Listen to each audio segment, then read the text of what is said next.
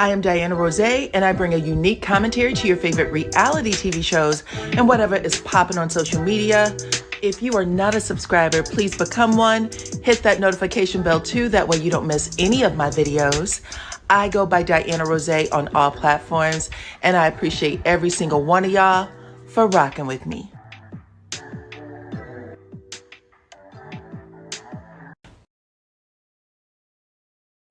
What's up, Supreme Team? Welcome to the channel. It's your girl, DYANAROZAY, and I am back, damn it.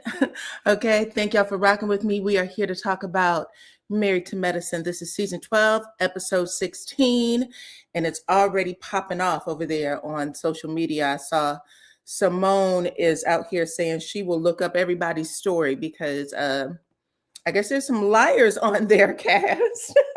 I guess there's some liars on the cast. So come on in, cousins. Welcome, welcome, welcome. I see my big cuz here, Miss Dyrese. What's up, Miss Dyrese? There's still food from earlier, so go on ahead and get yourselves full. Okay, get yourself something to drink, something to eat, all the things, all the things. But yeah, we are here to talk about Heavenly Child. She done brought her brother on. It looks like she's real serious about this damn Congress race. Her, she's running for political office, and she is going to bring out all her stuff on the show. That way people aren't gasping when, things get hot and heavy over there in the race. So come on in. Welcome, Ms. Dyrese. Welcome, Lady D Keys. She's my moderator, and she's volunteering her time. So make sure y'all say hello to her. I appreciate her so much. Thank you, Baby Peaches, who's also a member. Okay, she's been here for a minute. I appreciate all of your support. Beautiful. Thank you, thank you, thank you. What's up, Sherry? You said, girl, I'm here for it. Yes, we are, child. Y'all know over there on Bravo, Married to Medicine has eked out #1 in the rating slot. And a lot of people were saying Married to Medicine sucks. They're going to run Heavenly out of Atlanta. Baby, all the shit that was coming out, all the hate against Heavenly. Turns out it is #1. Turns out all of these people's businesses, they've had their practices since the day they started the show. They all actively work them.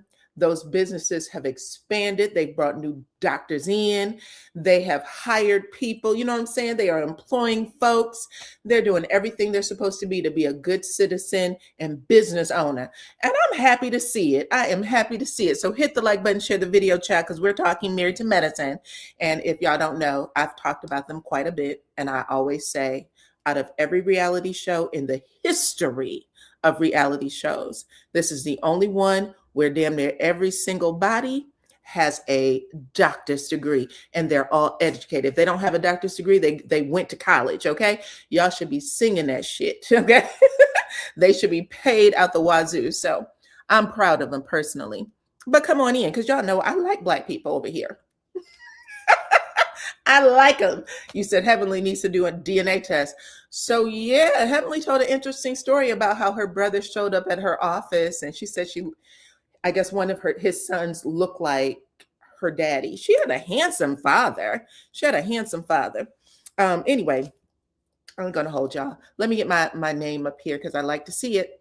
That way, if anybody's just cruising past, they'll know what channel they're on, okay? So listen, I told y'all all about that. Okay. Anyway, well-deserved. Even Mariah, well-deserved. First time in history, Black woman. That's her. What do you call it? Intellectual property. #1. #1. Okay, she's eating good over there. Anyway, so it opens up at Miss Quad's house. Miss Quad. Y'all know I was talking about her at the beginning. I said, Quad is brick house down. What is going on over there? I thought she had gotten pregnant already, but she lets us in on it's the shot. So she's taking all those damn hormones. And yeah, that body is pow-powing. Okay. She had on her little t-shirt dress and she came to the door. Even Heavenly was like, damn, Quad, you sure you ain't pregnant already, child? Because from what you said, you get it in 15 times a week. So you know what I'm saying? Yo, oopsie might have given you what you want. But Quad said, no, she's not pregnant already. Anyway, Angel made some joke about how, Quad stretching herself out for a man that she ain't even married to. She don't know she gonna stay with him for a long while. You know what I'm saying? This is just a short while. Don't get yourself all bent out of shape and have to do your kegels and all that stuff. So they're making jokes. Quad took it in stride. It was funny. Anyway, who else came in? Dr. Contessa. So it's Angel, Heavenly, and Dr. Contessa. Dr. Contessa brings this life-size ass teddy bear to the house, I guess, as a good luck for Quad, because she's been going back and forth, I think 5-6 times over there. Yes, so she is your soror. Okay, you're a Delta, I'm assuming. I saw them do their little dance earlier today. Congratulations. Anyway, what did she say? She brought this life-size teddy bear in to wish her good luck. And I don't know. That felt a little... I know that you want to say good luck to people, but it's like there's a lot of stuff you're not supposed to do when people are going through IVF because it's considered bad luck. You're not supposed to do any type of well-wishing or anything, because those are the things that stick around when you're buying gifts. Those are the things that stick around if the cycle doesn't go well. So they tell you to do a whole lot of stuff first, right? But she brought in the teddy bear. Anyway, they sit and they gossip a little bit about the last event.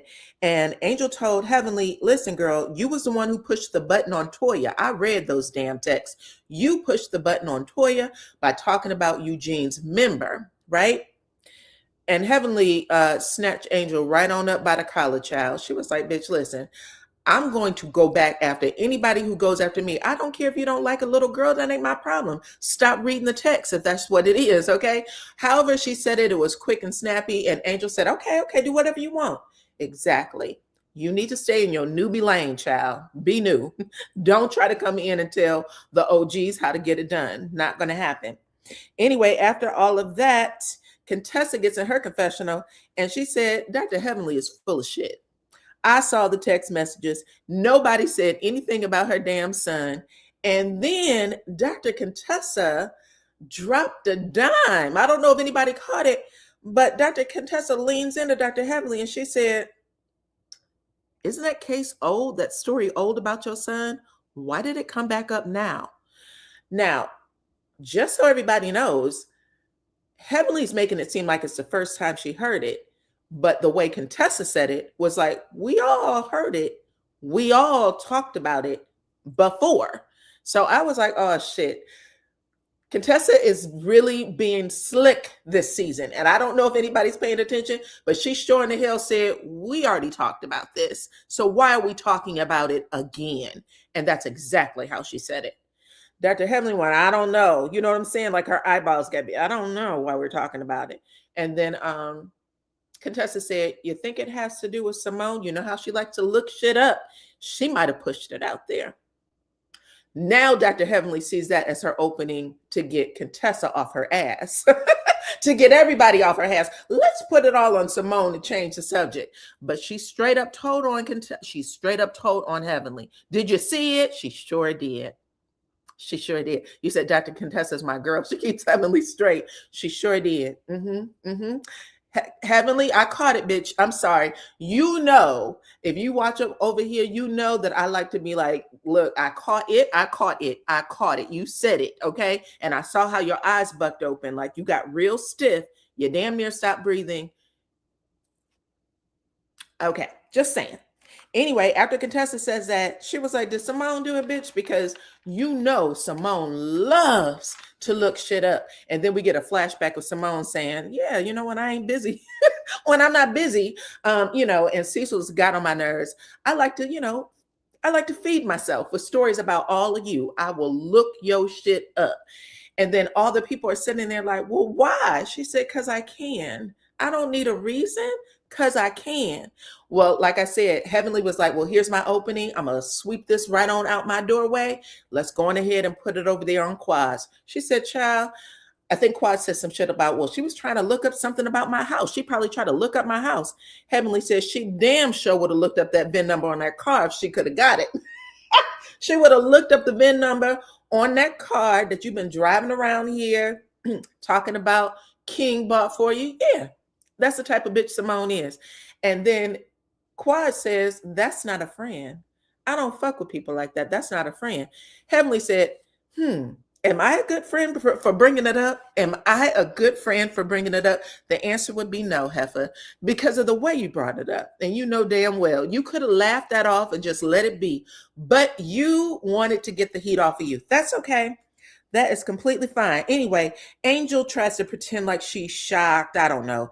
Child, you cannot be shocked by anything that goes on this show if you were a member of Basketball Wives, okay? So Angel, if you're going to pretend like this is all above you or underneath you, whatever the case may be, you might want to think about picking up Angel from Potomac and y'all driving the hell up off these platforms because you're getting on our nerves.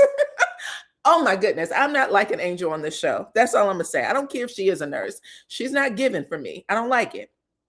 Anyway, moving on, let's talk about King. King meets up with Cecil and Dr. Eugene at the barbershop, okay?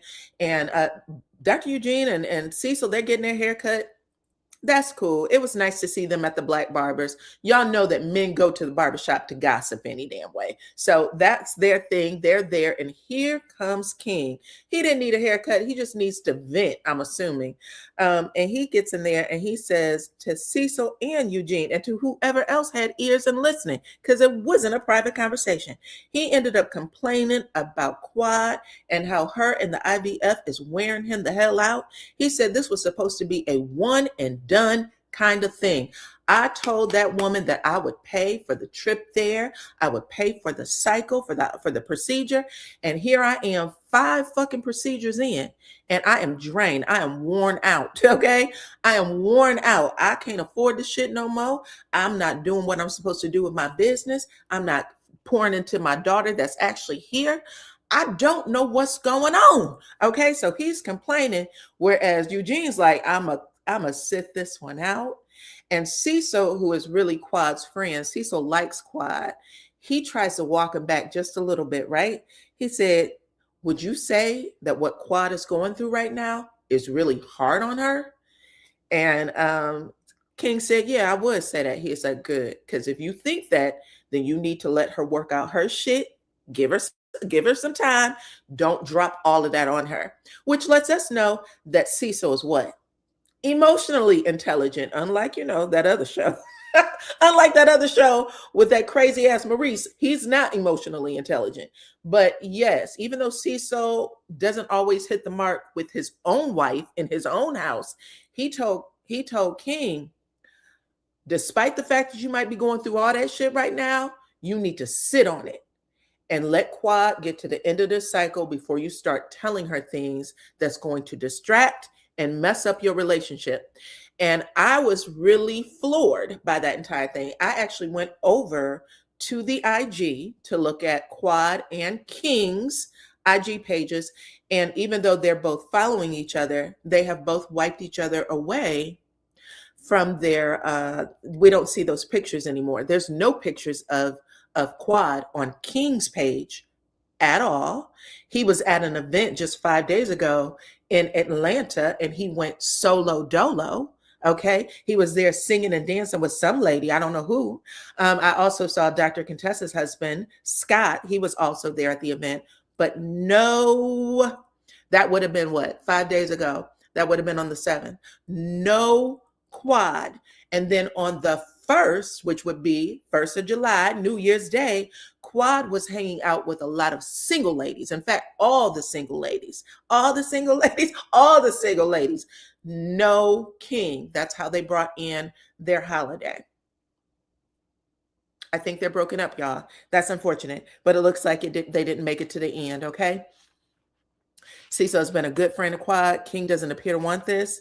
Well, he said, it was supposed to be a one and done, and now he made a point of saying, I'm paying for all the trips there. I'm paying for all the trips back. I'm paying for all the medication. I'm paying for all the procedures. He said, I'm not working. And he's not pouring into his business the way he needs to. So he said that she basically just sees him as an ATM machine. Now, they did go into confessional where both King and Quad were sitting side by side with each other. And y'all know they showed them these clips. And so when she sees the clips, she goes, that's not fair to you. And he went, well, I still want to be there to support you. She went, no, but that's not fair to you. And it was the way she said it. It was her tone. That's what prompted me to go look at her page because I wanted to see if they were still together. I don't think they're still together. I don't think they're still together. Okay. In your opinion, this is Quad's karma for what she said about Sweet Tea. Oh, Lord, child. What did she say about Sweet Tea? Tell me what she said that you think she should be barren and dried up. Tell me. I want to know. This is hilarious. Keep bumping up the thumbs up, child. Keep bumping them up. Anyway, in the next scene, we get Dr. Mimi and her husband, Scott. Look, Dr. Mimi brings little Stevie, their son, brings him home. Do you think their story is real? Yes, I do. I at the beginning, I didn't understand what she was doing because she didn't explain it all the way. But now I do actually think that Quad and King were actually going through IVF. Quad's body is definitely pumped up from the hormones, for sure, for sure. All of it. All of it. I'm not sure if she's driving that Rolls Royce either, girl. Anyway, I'm going to get to it. So yeah, Mimi is bringing little Stevie home and she ends up catching up with her husband, Big Steve. And she tells him that she had a hard day and she needs to decompress, child. She said every once in a while she has those days. Their daughter is spending time, I believe, with her mother. And she said it's really important for her because of the severity of her son's autism that her daughter gets to experience some normalcy without her little brother. But she said she needs to decompress. She had a hard day, that while she was driving, I guess little Stevie threw a water bottle at her and maybe she was, going like this on the road or some shit. She was like that, took her out. And then she said she was at some, I don't know, space where she works where I guess people were feeding her all of their problems. And it just became a very overwhelming day.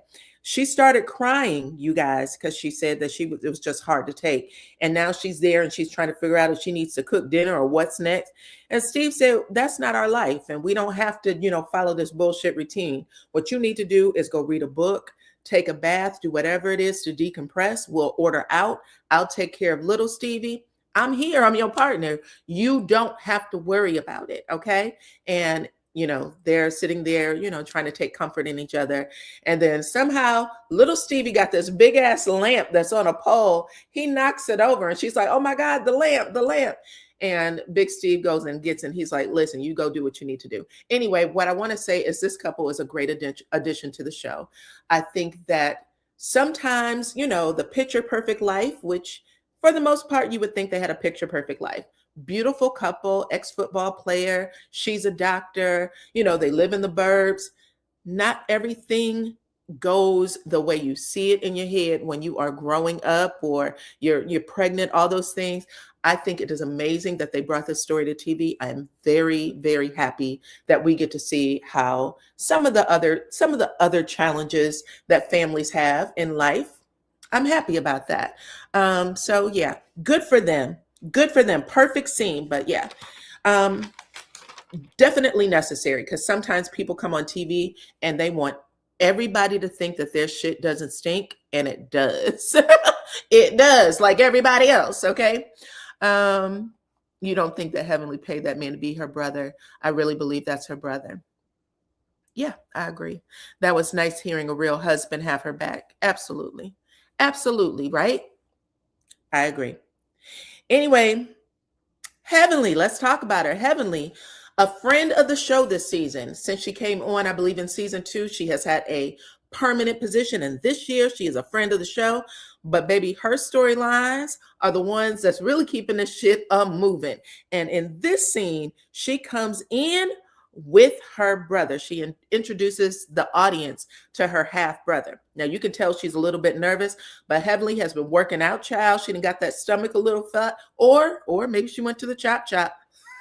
Maybe she went to the chop, had a little stuff sucked out. In fact, I think she did say that she had some shit sucked out and then put back into her booty. So she is out here living life, looking good, child, showing a little stomach. She said, I'm getting up there, so I might as well show it off while I still can.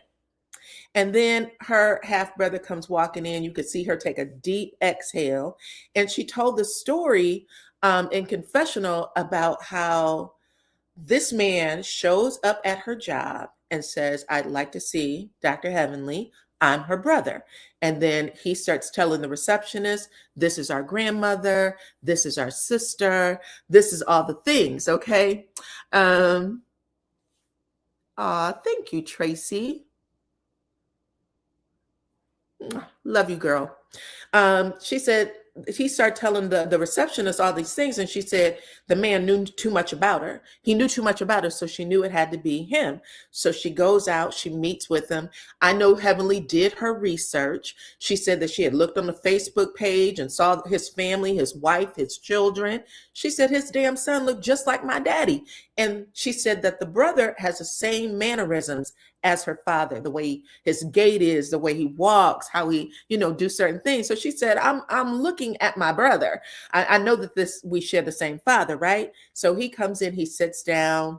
You know how you can tell that you're staring at someone, you're trying to take them all in. They both stare at each other like that in the scene. And I think even after Heavenly said, your son looks like my art, she kept saying my daddy, even though it's both of their father. And he was real easy in letting her say that. Okay. Because I remember when I met with my half sister one time, not my real sister, Clone. Clone is my real sister. We have the same mama, same daddy, but I did meet up with a half sister. And I remember her saying, my daddy. And I remember thinking, well, Helvy's your daddy. I was much younger. It didn't click in my head, but it stung for me to have her say my daddy. You know what I'm saying? She said, you look just like my daddy. I went, how the fuck I look like your daddy? You know what I'm saying? And it was a random meeting. I was working at Sally's Beauty Supply. She walked in and she just stared at me for a long time. And she said, you look like my daddy. And that's how I met her. No lie. Anyway, now I done brought up some shit about me, child. Let's see. What are y'all saying? Anyway, after he says that's why it triggered for me. After she said that, my daddy, she kept saying my daddy the whole time. And at first you can tell that he kind of went, oh, that it stung a little bit for him, or maybe I just put that on him. But then after that, he just let her say it because she had to get it out. And you can tell that they wanted to have this meeting on TV. He probably came up to the job and Heavenly said, look, I'm running for office, whatever those things are. I'm running for office. Why don't you come onto the show? That way we can show your whole family. We can get out whatever it is, because now, and y'all remember, I think episode 1, Heavenly said, everything that's connected to me because I'm running for office is going to come out. Everything about our children, people that don't deserve it, they're all going to get it. So that's probably why. But anyway, after that, he tells Heavenly that his daughter looks like her. And she said, oh, okay. Now, I don't know if she does or don't. Me and my sister's brothers do the same thing, I think. She said, I don't know if you do. And she said, let me ask you a question. How old are you? How old are you, right? And he tells her 59. And she said, I'm 54. And my parents were married for 11 years before they had me. So my daddy stepped out on my mama. She's coming to this realization at the table, or at least she's saying it out loud. I'm sure she had this realization when she was doing her research, right? But she says it out loud at the table, and she says it to him. And then she basically says, listen, I thought when I was a kid that my daddy was the most stand-up man that I knew. He was a deacon in the church. We were a military family, so we traveled all around. But her daddy, you can tell she was a daddy's girl because she didn't get along with her mother. She did not make that a secret that she had a hard relationship with her mother. And after her father died, it really got hard for her. But she said her daddy was everything. And now you have to come to a realization as an adult that your father isn't who you thought he was, right? So that was a deep scene, even though she didn't get it out that way. That's what I'm here for. She might say it that way later, or perhaps they edited it in a certain way. People in the chat are saying that this man wants money, right? But she says that. And she says, listen, I've had, a lot of shit that's going on. My son, I haven't seen him in a while. He got in trouble with the law and he walked out the house. I've not seen him in months, right? And her brother tells her, I'm sorry to hear that. I have that same situation with my son right now. He got in trouble and now, I haven't seen him, haven't talked to him. And Heavenly is just sitting there because, it's crazy that your lives would be that parallel, right? And she basically says something like, "We are having a family reunion. I would love for you to come and bring your wife, bring the kids, bring everybody, because you never know how family benefits from seeing other family," right? She's basically saying to him, and he says the same thing, maybe I have something to offer to the son that has gotten himself into a little bit of trouble. Maybe he'll receive it better from me, because sometimes, even though you try, when you're the parent, you can't help your kids drive that straight line. They don't want to hear it from you. Maybe they'll hear it better from an uncle or something like that. And so that's what he says. But I thought that was real cool. In the end, Heavenly says, listen, this was real good. And I felt like Heavenly was trying to test him a little bit. And she started reaching in her purse. She said, let me take care of lunch. And he said, no, I got it. I'm big bro, not little bro. And she went, oh, okay.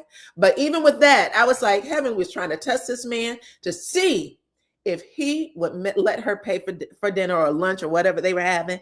And he didn't let her pay for it. So that was good. That was a good job. Okay. Anyway, like I said, Heavenly's running for office, and I think she's going to have everything that she can come out in the season, at least a little bit, so that, it's not a shock or a surprise to people who need to love her, believe in her, and get her into that damn seat. Okay. Sergeant Charge said, yep. Okay. Come on in, y'all. I appreciate every single one of my cousins, damn it. Please hit the like button, share the video, all the things. Let me put up my I love my cousin sign, because we are family over here, okay? So anyway, Dr. Heavenly is at home. Hold on.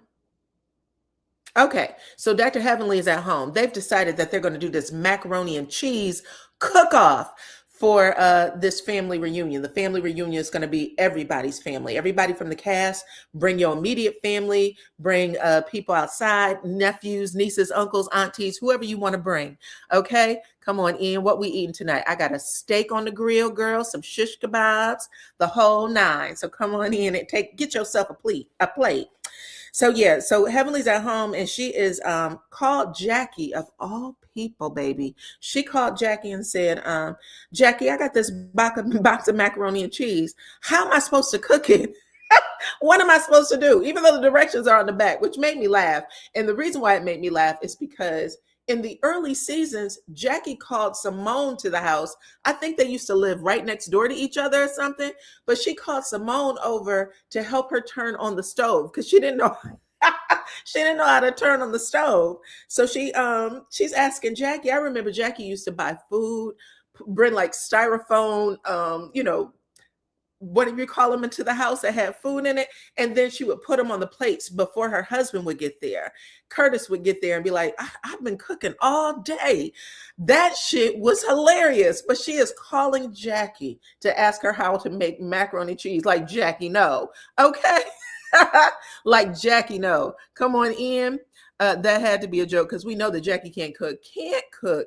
Jackie just started eating meat, I think maybe 2 seasons ago, because she was a vegetarian or a vegan. She wouldn't eat meat, but I think her body needed more as she started getting older.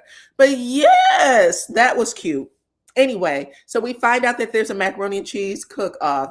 And then we have, who else was out there? Toya. Toya has enlisted Eugene and their son Ashton to do their macaroni and cheese. Toya said, baby, everybody knows that Eugene can cook. And right now, Ashton is walking in his father's footsteps. He's cooking every damn thing. So she said, I'm going to have Ashton cook the dish, and it will still come out number one if we are competing with these bitches, okay? Because we know they don't know how to cook, which was also funny. Then over there in Simone and Cecil's household, Cecil is the one with the apron, because who else can cook? Simone. Simone cannot cook. And Simone actually says it. The way the camera zoomed into that damn no-nonsense conversation, there wasn't even nothing going on. But some lady asked Simone, was it Mimi? It could have been Mimi. I don't remember. But somebody asked Simone, which one of the macaroni and cheeses are yours? And Simone looked at her like she had 5 heads. She said, I don't cook. Cecil, my husband, cooks. And she said it in a way to let us know, baby, She ain't never been in the kitchen unless she is grabbing a cup, period, for some water. That's it. I don't cook. They bring my food to me at the table. That's how you know she's making all the money. Anyway, after all that, so Simone and Cecil are sitting down. They're doing their mac and cheese. Cecil said, listen, I'm from South Central LA. I have learned a whole lot of shit about cooking. I burn. Don't make no mistake about it. But this recipe I got right here is a recipe from, back in the day, like fucking 30 years old, period. Anybody who eats this macaroni and cheese, they are going to get their entire life. We're going to have Cecil bring some macaroni and cheese over here. What did you say? You're glad what? Anyway, she said, yeah, baby, I don't do the cooking. But Simone takes this opportunity to kind of, close that conversation that she had with Cecil and her younger son. In fact, the conversation that she had with her sister, where she basically says, I can't take it anymore, right? So she's bringing that conversation back to Cecil. And she says she feels unappreciated, unloved. She said in all her years of marriage, in all the years that she has been married to Cecil, rarely does Cecil ask her or the boys ask her what they can take off of her plate. She is slaving for them. Cecil rolls his eyes in the back of his head, but he does turn around and look at her, which I have to say, again, there's things that you see with certain husbands on certain shows. Hey, Maurice, I'm just saying, the way some of these husbands really do come to the scene to give, I really like that, okay? I really do like that. I know people are saying that Simone's an ATM, but Cecil's not going to let Simone railroad him too much. He doesn't want to yell at her or have a real fuss match,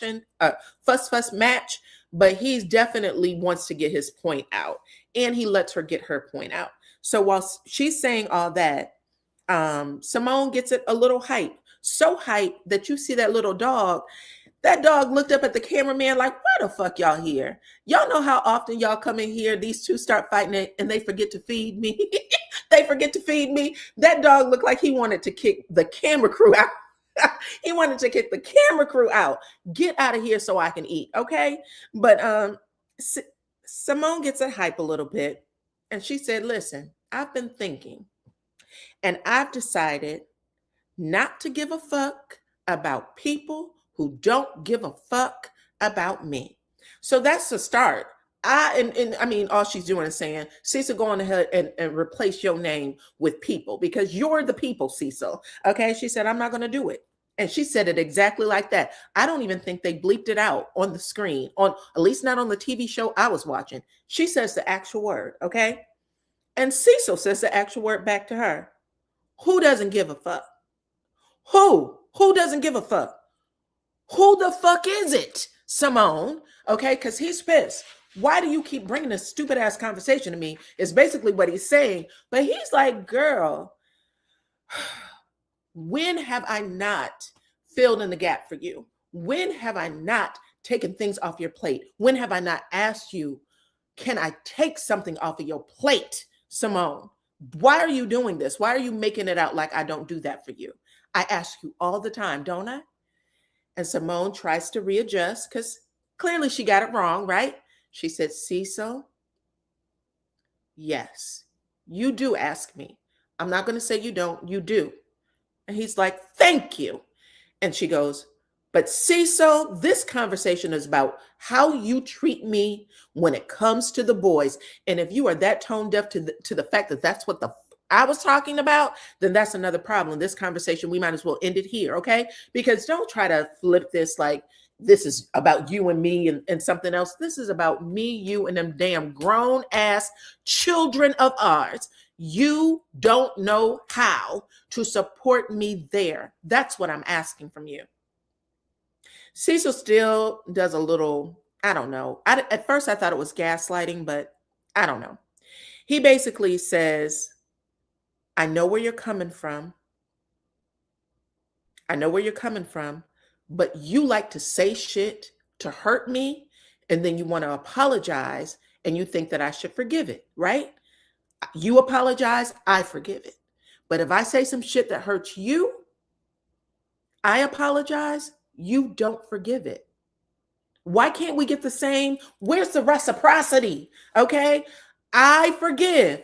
You don't. You keep holding that shit over my head, Simone. We got to figure out a way for you to get over some things. You said some shit that hurt me too. That's when Simone turns into a doctor. You can tell when they say, you know what, we're not going to keep this conversation going. So I'm going to take that hat off and I'm going to put this other hat on.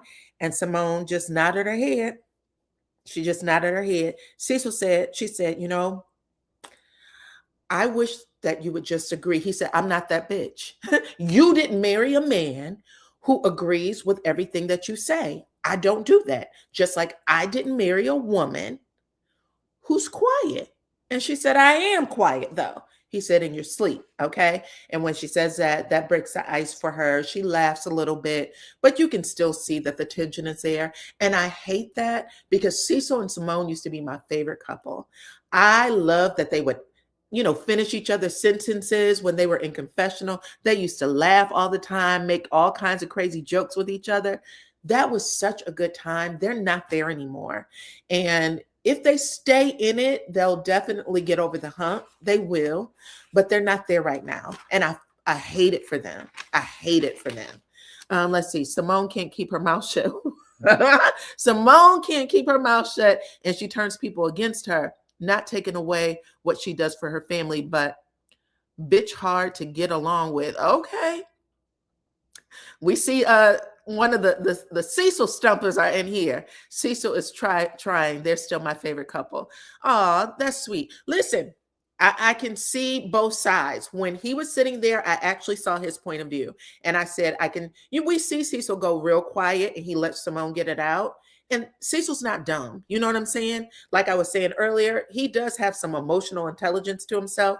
He knows the pressures that Simone is under. Simone is still on call with the hospital. That means she gets calls all time of day and night to deliver babies, to do emergency surgeries, hysterectomies. So she is living a life that's very different from a lot of people, right? Hi, Erica. What's up, sister? Get yourself some mac and cheese, child. I saw somebody say they had mac and cheese with a little Gouda in it. Hopefully they brought it here. You said you use smoked Gouda in smoked Gouda is delicious. I love me some Gouda. Put it on your tacos next time. It will change the entire game. I'm not playing. Smoked Gouda on a taco, chef's kiss. Cecil and Simone still care about each other, but they have grown apart. Yeah, right now they just got to find their way back. But I do believe that if they can stay in it, stay in it. You guess Cecil don't know happy wife, happy life. I don't know why he's so damn determined to side with those boys, though. Just give her 1-2 times out of the month, Cecil, where you are siding with her. Anyway, let's get to the family reunion. This is a family reunion where all the cast and their families are coming in and everybody has their mac and cheese. Okay. Jackie and Heavenly are there first, right? Jackie and Heavenly are talking and child, I don't know. Heavenly is showing us everything, child. Heavenly has on this mesh skirt where you can see the cheeks in the back. She got on a pair of panties. I don't know what it is. It might be like some sort, well, I was going to say a leotard, but no, she had her midriff showing too. So anyway, she's just showing a lot of legs, thighs, a little bit of ass, child. She had the stomach showing. She had everything showing. She's there with Jackie getting everything set up. They have it both indoor and an outdoor. Okay. Come on in, everybody. Who comes in next? Oh, that's when we also get to see Damon comes in. When Damon comes in for the first time, I don't think I've seen Heavenly do this before, but she might have. She grabs Damon by his face like this and then, gives him a little smooch. He leaned in for the smooch too. So I was like, look at y'all. I don't know if this is like, you trying to show off your family for Congress stuff, or if this is what y'all really do. Because I haven't seen it quite like this, even though Heavenly and Damon, when they're in confessional, they're typically holding hands or he has his hand on her thigh. He always has his hand on top of her leg in confessional. So that does happen. They're very touchy-feely still. Anyway, her son Zach comes in. Y'all know that's the youngest one, I believe. I don't know which one's the oldest or which one's the youngest. I feel like that's the youngest. He's the one who's following in her footsteps, and also he's in dental school and all that stuff. Well, he comes in, she hugs and kisses him. It was just a nice family moment. It definitely looked like a postcard. Okay, come on in, everybody. Welcome. Anyway, she asked her son Zach if he's talked to Buddy. Have you talked to your brother? And Zach, y'all, you can tell that everybody's very protective of Damon Jr. Zach is like, have you talked to him? And she's like, no, I haven't. Have you talked to him? And he goes, about 2 weeks ago. And she was like, oh, wow.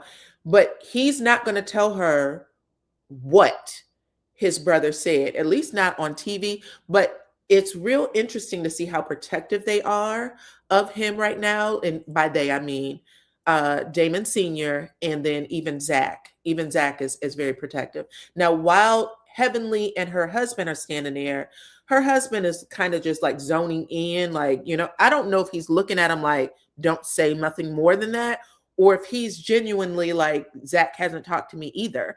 I don't know, but it was a weird feeling. It was kind of grim. You know what I'm saying?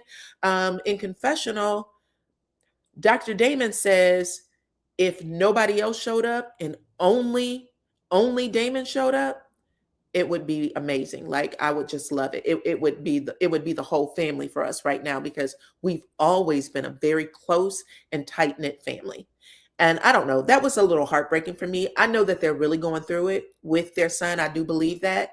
I can't even imagine what it would feel like to know that you have a child whose life, his freedom was on the line. That would mess me up. But yes, Heavenly storylines, even though people want her to say a lot more, she's saying a plenty for me. Come on in, everybody. Hit the like button. She said she must have got a mommy makeover. Yeah, she says she got one, child. I do remember her saying that. Dr. Eveline did that young man something, but she won't talk about it. Well, I'm sure she cussed him out. She says she said a little bit of everything to him. She said a little bit of everything to him, and I guess he was too sensitive to hear it in the moment. But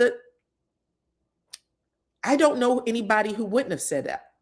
I don't know anybody who wouldn't have said it. I don't know. Anyway, her daughter also shows up. She lost a little weight. Her little girl, she had braids in her hair. Super cute. Little Heavenly Jr. She showed up. Anyway, who came in next? I think Toya came in. Toya came in with her family and a few extra child. And when she saw Damon and Heavenly, she said, ain't this interesting?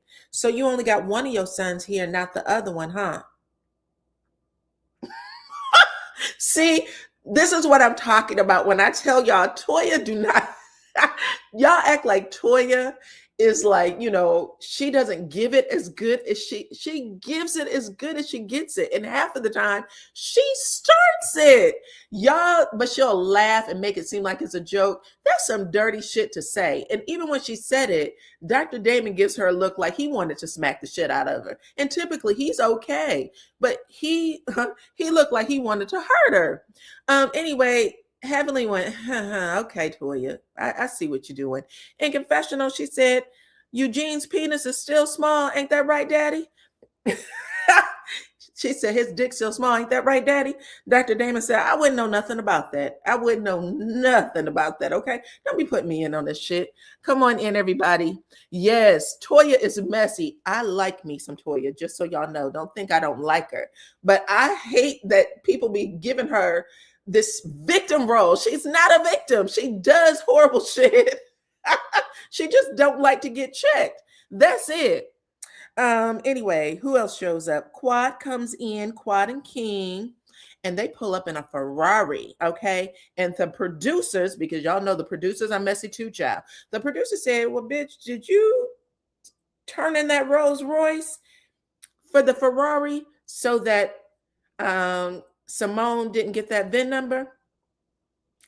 Quad said, Baby, it doesn't matter what I drive, a Ferrari, a Rolls Royce, a Mercedes. I can drive anything, a G-Wagon. I do it all, okay? Listen, you know that those producers were going to ask you that question, child. Toya keeps up the mess. Tell it. Okay. She said, you knew I was going to ask that question. I'm going to tell you something. With everybody saying Toya didn't talk about her kid, what was she doing there? Was she not poking the bear?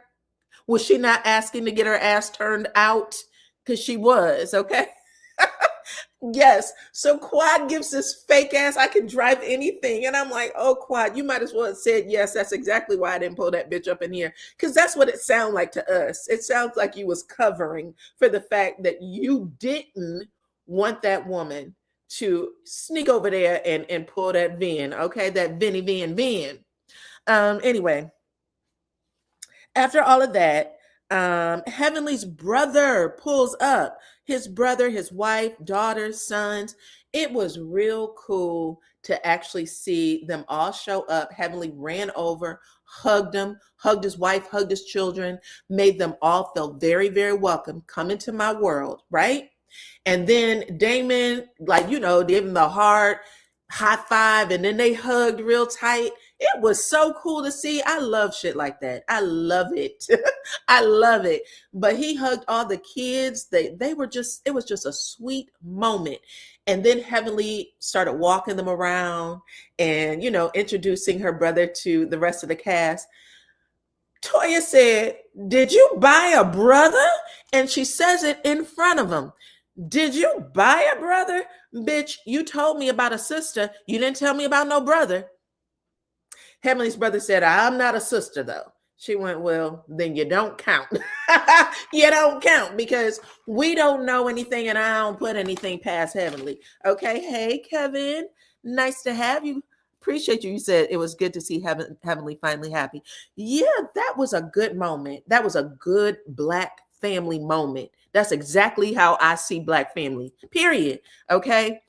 Look, Alexa said this, it was a paid actor. She said she ain't giving Heavenly an inch. Bitch, that was a paid actor. Okay.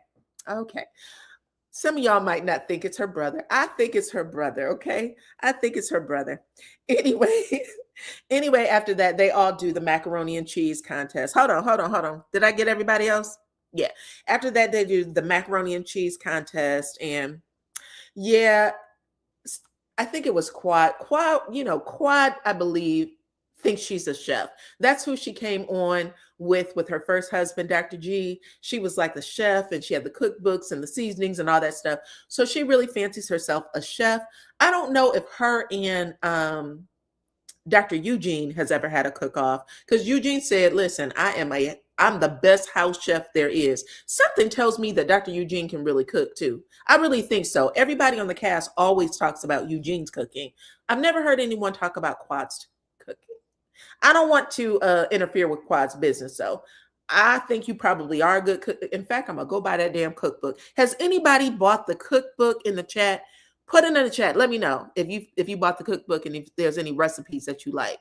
But yeah, Quad says she's going to win because she's the chef. She's the true chef out of all the members of the cast.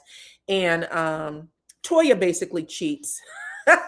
Toya basically cheats. She steals votes. They're all wearing colored t-shirts with the name of their family on it. And you're supposed to take that colored sheet of paper for the macaroni and cheese you like. If you're wearing a yellow shirt, you wanted the yellow family. I think Toya's colors were yellow. Then you would take the yellow and stick it into the bucket. Anyway, her son ends up winning. I think Quad had 12, if I'm not mistaken, and Toya had 15.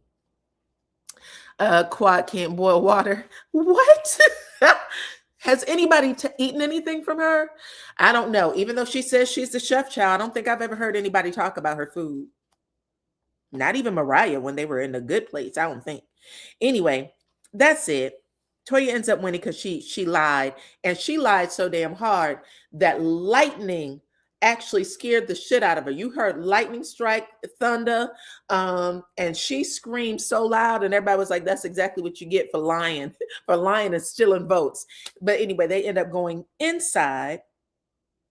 And it was real cool. At the end of it, Heavenly says in confessional that this was real good for her soul, that she wants to do it again next year. And when she does it again, she wants all of her children here. So the son that isn't talking to her, she's trying to manifest that he'll be here for next season. She also talked about, well, I don't know if she'll be able to come back on the show if she's an actual congresswoman. She'll be too busy to do it.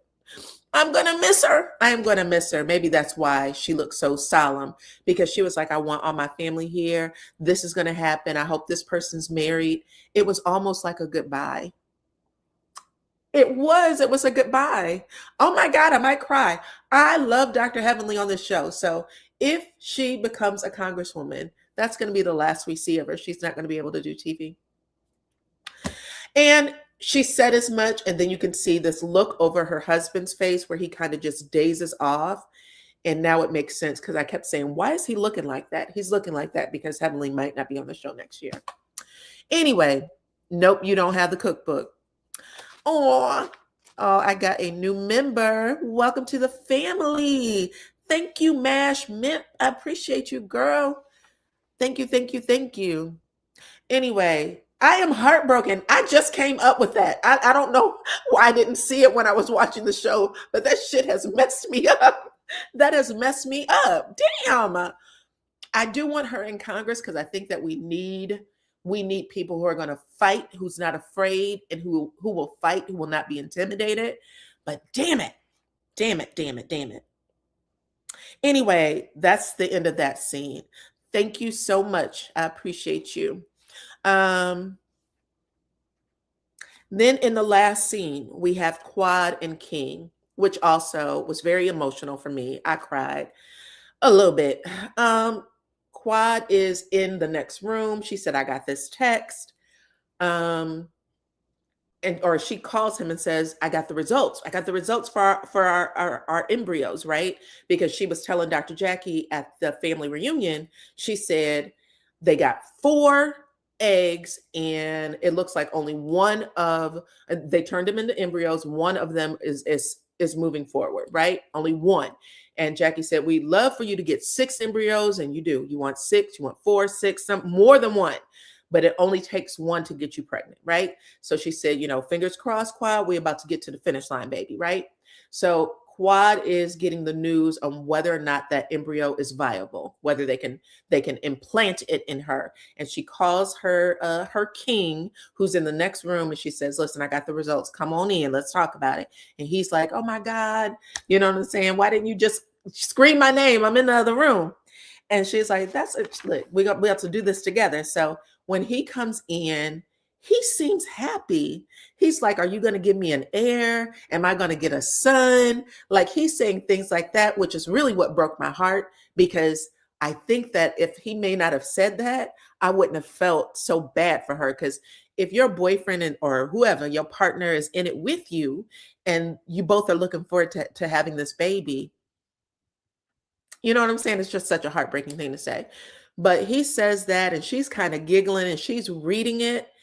And with every word, she's realizing, oh, fuck, like you had 4, 3 of them didn't make it. Then we had the last one. We got it today, 16, whatever they're saying.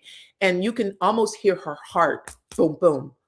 You know how when you get some news and you're trying to read it to the finish line, how you start one way and then that fucking heart like starts pounding at the end?